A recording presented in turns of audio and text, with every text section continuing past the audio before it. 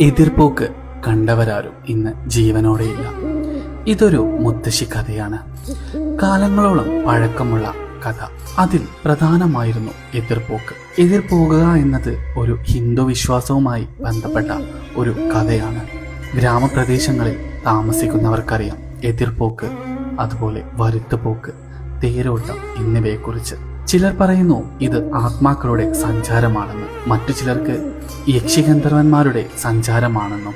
എന്നാൽ ബഹുഭൂരിപക്ഷം ആൾക്കാരും പറയുന്നത് അത് ആ നാട്ടിലെ ആരാധനമൂർത്തിയുടെ സഞ്ചാരമാണെന്ന്. ഇത്തരം സഞ്ചാരം കാവുമായും അമ്പലവുമായി ബന്ധപ്പെട്ട ഇടവഴികളിലാണ് കാണപ്പെടുന്നത്. അത്തരം വഴികളിൽ ത്രിസന്ധ്യ നേരത്ത് യാത്ര ചെയ്യുന്നവർ തീഗോളത്തെയും ചെങ്ങലമാടനെയും കണ്ട് ഭയന്നവർ ഏറെയാണ്. തേരോട്ട വഴികളിൽ സ്ഥാനം നോക്കാതെ വീട് വെച്ചവരെ തേടി വരുന്നത് കൊടുമരണവും തീരാ വ്യാധികളുമാണ്. ഇത്തരം വഴികളിലൂടെ ഗർഭിണികൾ സഞ്ചരിക്കാൻ പാടില്ല, നാൽക്കാലികളെ വിലങ്ങനെ കെട്ടിയിടാൻ പാടില്ല എന്നൊക്കെയാണ് വിശ്വാസം. എന്താണ് വരുത്തുപോക്ക് അല്ലെങ്കിൽ എതിർപോക്ക്?